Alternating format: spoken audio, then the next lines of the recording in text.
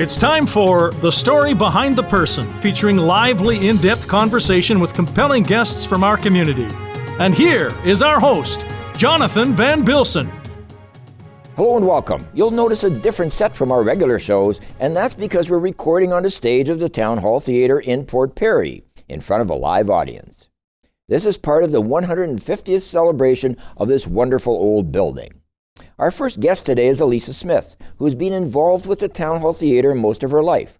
We'll be right back after these messages. Top care with top stylists. Book your next hair appointment with Port Perry's award-winning hair salon, Rosario Greco Styles. The hair experience you deserve. Book today. Call 905-985-0099. Not all Canadians have the time nor desire to manage their finances, and often that responsibility is up to financial professionals. Our goal is to help Canadian families achieve a happy and successful financial future. Visit us, the McClellan Financial Group of Asante Capital Management.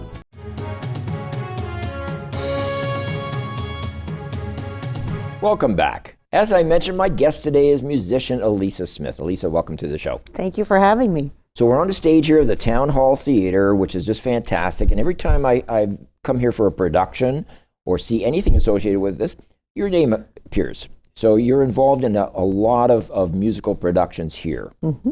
Yes, I am. So you must enjoy that. I do. You're a local lady? Yes. You're from Port Perry originally? Yes, I grew up in rural Skugog Township, yes. And you play the piano wonderfully, I might add, as does your husband. We featured him in an earlier show. So where did you get your musical interest from? It came from my mother. My mother was a church organist all her life, and she taught piano and singing. And so it just came naturally. It was always around in the family, music. Right. Yeah. So from the get-go. Was it something that you really enjoyed and wanted to do, or did you go through a period where it's, enough of this?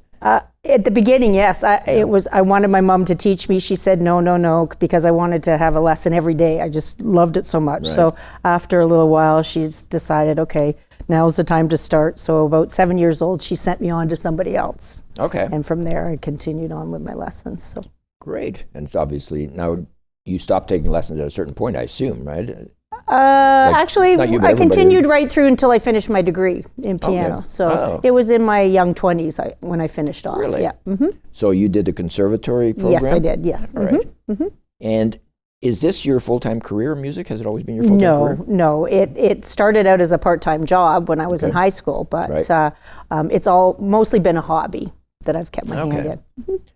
And you met your husband on this stage, if I'm not mistaken. Well, kind of. Erwin used to play the piano for a singing group that my mom was in charge of, and they had a couple of concerts here in the town hall. I was just in high school. In fact, I had just started high school, and they had some long Rodgers and Hammerstein song that they were, medley they were doing, and they had several pages.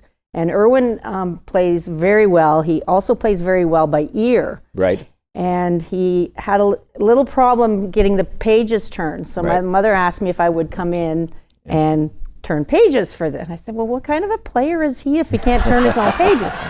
So anyway, begrudgingly, I did come in that night. And that was actually the first time I actually saw Erwin Smith at the piano. And I turned his pages for him. And that was that. Wow. Wow. Are you still turning his pages for him now? Yes, I am. You guys must have a lot of fun, though, at the house, like on a Sunday afternoon playing. Or is it competitive? We do our own thing. Do you? Yes. Okay. He does his thing. I do my thing. Right. We very rarely share the stage together. It works out fine that way. Yeah, unless you need him to turn your pages. That's right. Yeah. There you go. But it's all electronic now, too, anyways, right? Everything just sort of scrolls magically. And he doesn't very often need to have a piece of music in front of him. So what's your favorite type of music? I actually like all kinds of music. Yeah. I of course, studied a lot of classical music and whatnot, and I love that. And then when I really enjoyed musical theater, and that's kind of how I started at Town Hall, because I enjoyed coming to the performances that the Choral Society were performing. And when I was young, I said, you know what, I'm going to do that one day. I'm going to sit there and play for one of these musicals. Wow. And I was lucky to have that happen. I also enjoyed the musicals, and I thought that when I was young, too. Did you? Didn't How'd it happen. work out? No. A few tunes on the mouth organ, but that's about it. So Is there a big difference in playing, say, a classical piece, or does it all have a big degree of difficulty? I think classical music requires a little more study, only because there's a little more to it. Okay. But I have every regard for pop music too. Right. When you listen to people like Jerry Lee Lewis, for example, I mean, I know a lot of it is showmanship and that, Absolutely. but there is talent there. There is absolutely talent in all of them. Yeah. So I mentioned we're on the stage of the Town Hall Theatre here. This building has been going since 1873. You're on the board of directors of this building, correct? Yes, I have actually been on and off the board since around 1999. I've been on the board, and I stayed with it through their renovation in 2004, 2005. Our business took off and got very busy, so I stepped away. Okay. And then they asked me to come back in around 2009, and then I've been here kind of off and on again. Right. And now that I'm retired, I have a lot more time. So. Right.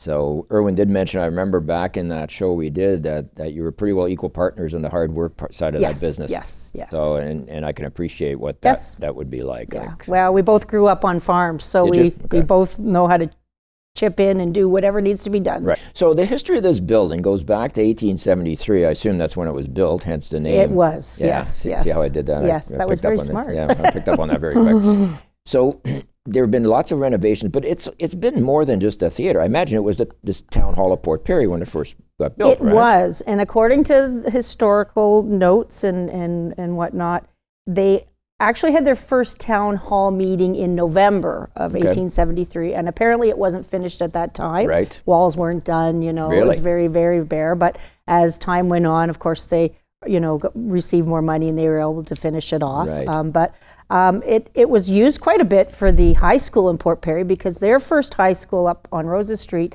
didn't have a gymnasium facility or an area. And of course, was a lot different than it is now. It had a flat floor. It was quite wide open, very light. In fact, when I used to have piano recitals in here, it was very much the way it was when they had left the building. Okay. And so they were able to use it for sports events and dances and things like that. Yeah, okay. And then when they built their school, the second school that they built, which they actually just had their anniversary in 2023, they included a gym and they included a stage and whatnot, so their use in here was no longer needed. So it became other things, but I think because it was the center of town, the township office was just a place to do the business of town. Right. It was also the place for people to come and be part of the community. So they had lots of neat things here. Yeah, but it was a fire hall at one time. They stored the fire hall and the snowplow in here at one time. Wow. They roller skated on the floor because it had a fan shape on the ends and it was wooden, so you could roller skate.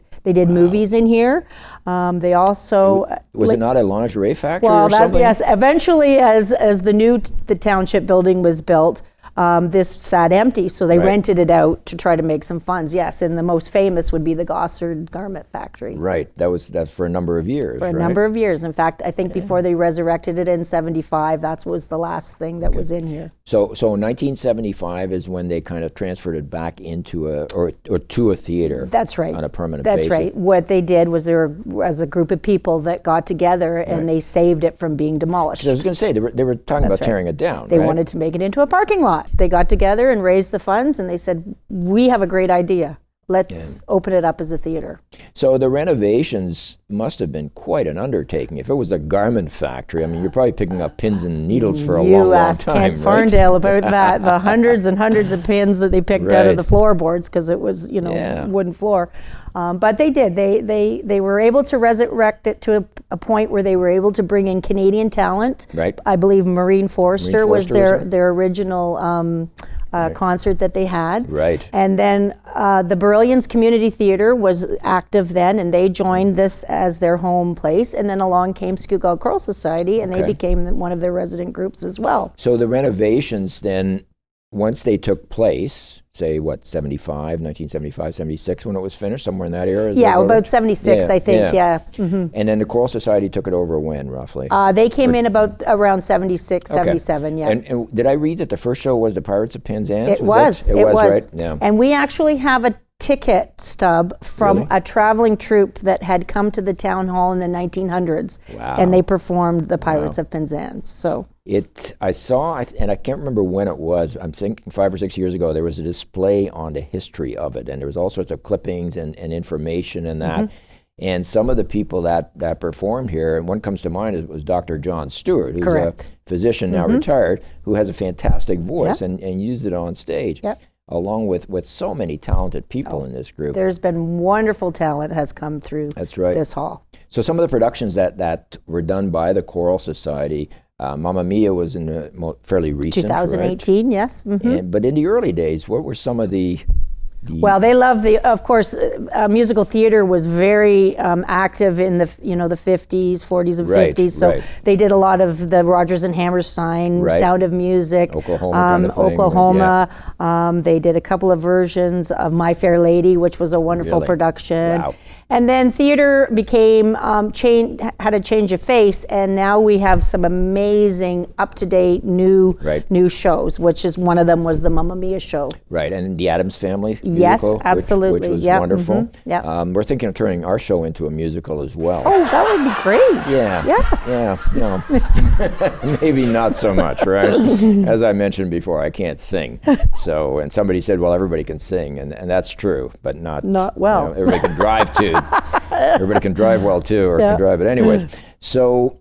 So what is the future? Well, before we talk about the future, the pandemic must have put a real halt on things. Yes. In fact, you had a show that was canceled the night before opening night because of COVID. And that was just in the last year. I mean, we basically shut down the town hall because there was no theater, that type of thing. So we, did what we could to survive, and we made it through very okay. And it's the people that make it, right? Yeah, I was at the last show you did here. I think it was a Big Brothers event. Mm-hmm. I believe I was at the last show and I was at the first show that you did after the pandemic. The irony of it was I was in the exact same seat both times. Oh, really? Yeah, just by fluke. Mm-hmm. But and I understand that our next guest is going to be Liz Auston. You guys have worked well together for a long time. We've known each other for a long time, and you're going to accompany Liz on the piano, which is going to be, I'm looking forward to that. Mm-hmm. So thank you so much for being here, being a guest on our show, and giving us some information about this wonderful old building, as well as yourself. Well, thank you very much for having me and having you here. It's wonderful to have you in this wonderful building. Oh, this is a treat for us as well. Thank you so much. And thank you all for watching as well. We'll be back right after these messages with our next guest, Liz Auston. Pet Value has a fleet of services to help you and your pets to live their very best lives. Visit Pet Value in Port Perry to discover a world of expertise, friendly staff, and everything you need for your pets. Pet Value, your pet, your store. Want to look professional? Want customers to remember you? Custom branding from PP Print, using the finest embroidery materials and high-end direct transfers, will make your brand stand out from the rest. PP Print, more than just printing. At Voss, your independent grocer, it's all about hometown living and shopping. Owned and operated by Terry and Christine Voss, their newly renovated Port Perry store carries many local items to support our town and its residents.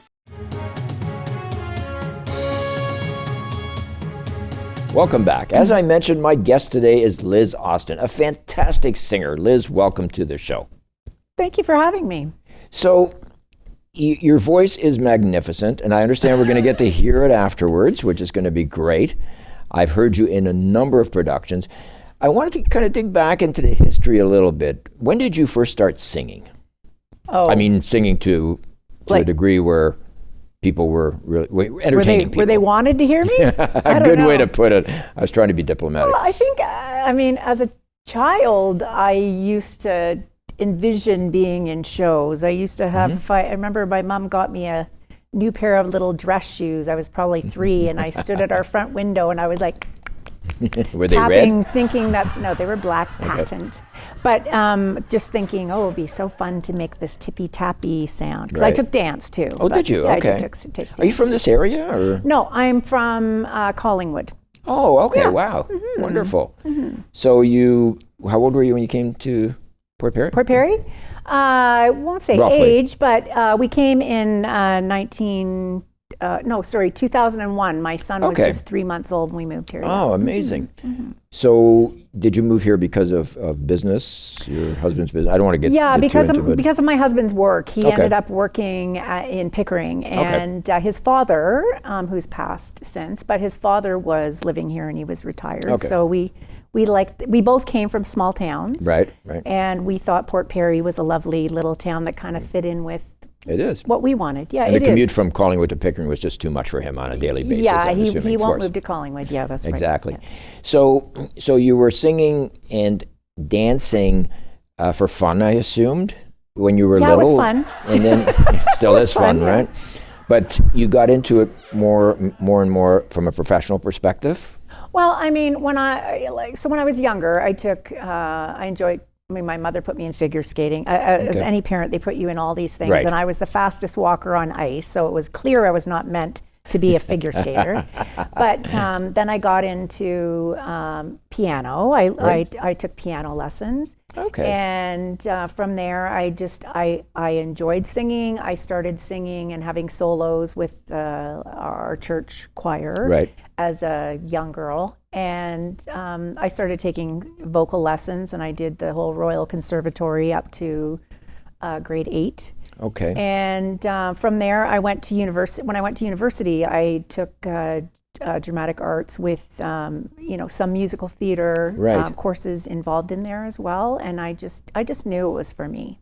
Interesting. So the singing lessons, and I don't know that much about that end of it, because I open my mouth, I sing, everybody leaves kind of thing.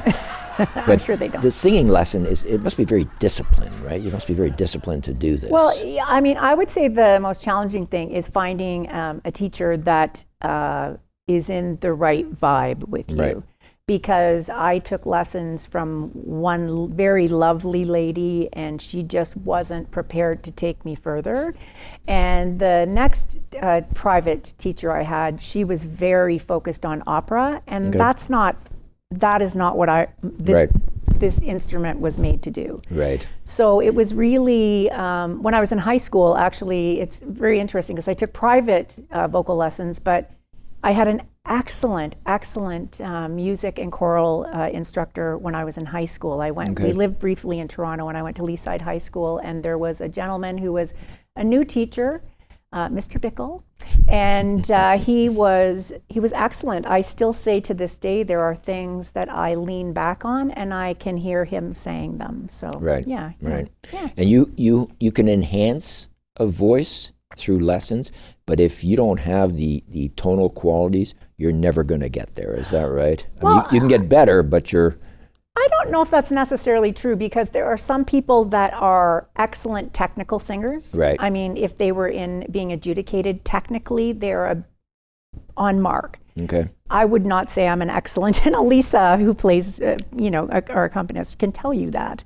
Okay. I am not an excellent technical singer, but I think I emote. I feel the song, and that's who I am. And every song that I sing, I approach it from the storytelling side of it, and use the different modulations in your voice. And that's also like an actor's toolbox as well. Right. An actor needs to be able to dig into those different modulations. Yeah, I mean, of the you're voice basically too. you're doing very, very similar roles. One just sings it out, and the other speaks it out. Correct? Yeah, there's a lot of people in musical theater that might consider themselves an actor who sings, Right. and there are some who are singers who sometimes act. Okay. I am somewhere in between there, because I enjoy also just acting, Right. but I Right. I love singing. So. And you're very versatile in your singing too. Like I've heard you do songs like the Christmas Baby It's Cold Outside, I think, and then go into something like a Mamma Mia type of a play in that. So there's a vast range of different music. What's your favorite type of music? Favorite genre to sing? Yeah. Well, when I sing and I do like our local concerts in the park, Irwin Smith kind of taught me, I learned a lot from him, is that you perform for the audience that you have. Right. And so if I perform, for example, at the, Palmer Park in Port Perry, Right. I will choose songs that I know will go over well with them. I grew up with country music, so Okay. I know country music. Right. and then I kind of blossomed into musical theater. Right. And I also am a child where, a teenager in the 80s.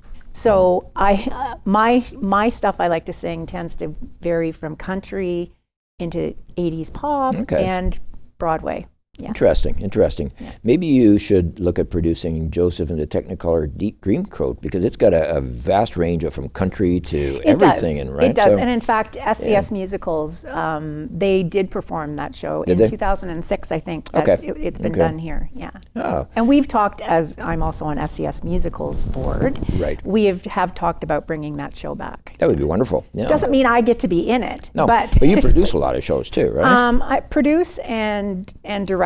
And that must be a tough gig, because you have an amazing amount of talent, and not everybody else does. And it must be very frustrating to try and get someone else to be as talented as you think they should be, kind of thing, because you're coming from within. So it's not hard, because I think most people, when we bring them into community theater, are very open to direction. Most people are very open to taking direction. Right. And I don't think I'm amazing or wonderful. I just do the best that I can do for me. You are, without, So, and you're going to, what are you going to sing for us today?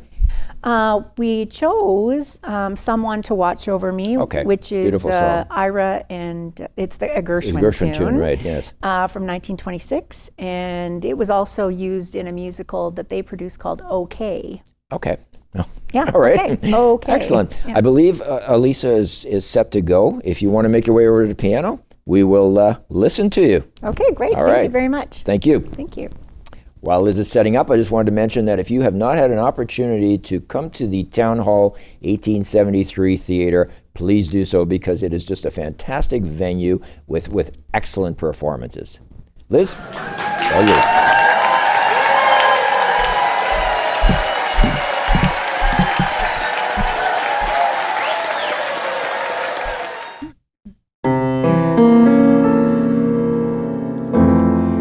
There's a saying, says that love is blind. Still we're often told, seek and ye shall find. So I'm going to seek a certain lad I have in mind. Looking everywhere, haven't found him yet. He's the big affair I cannot forget. Only man I ever think of with regret.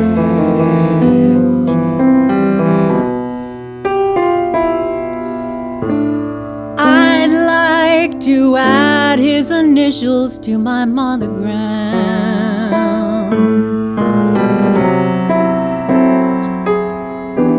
Tell me, where is the shepherd for this lost lamb?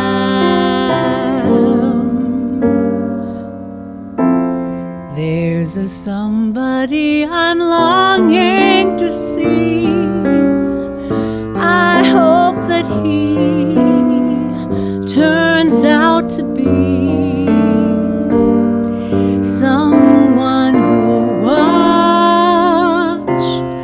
over me.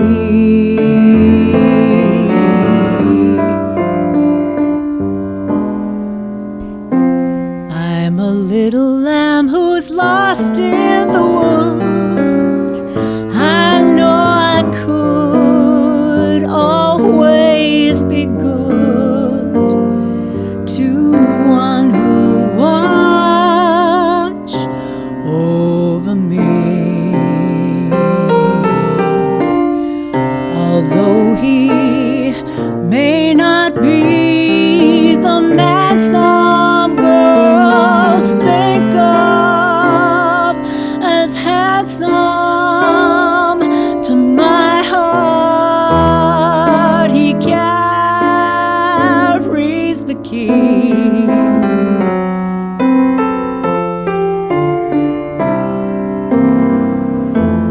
Won't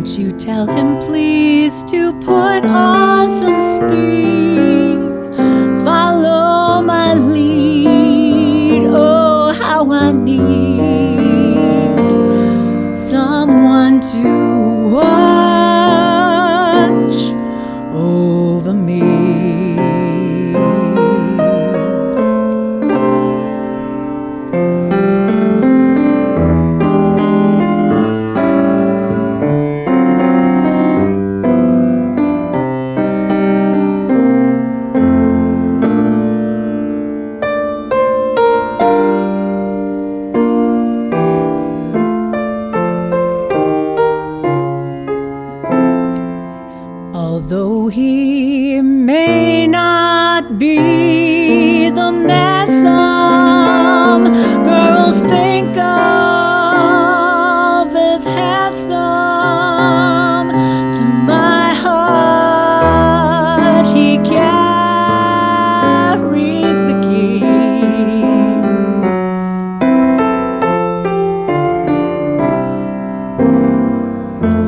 Won't you tell him please to put on some speed, follow my lead. Oh, how I need someone to watch over me.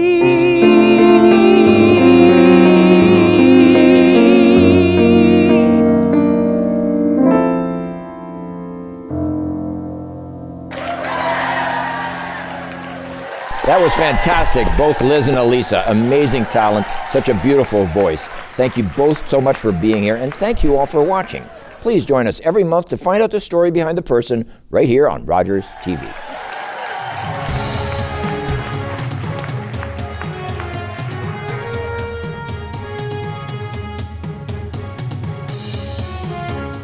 I want to be in the Addams Family. Do-do-do-do. Do-do-do-do. Thank you so much all for watching. Thank you so much all. Welcome back. As I mentioned, my guest is Liz Auston, one of the, well, you know. What am I?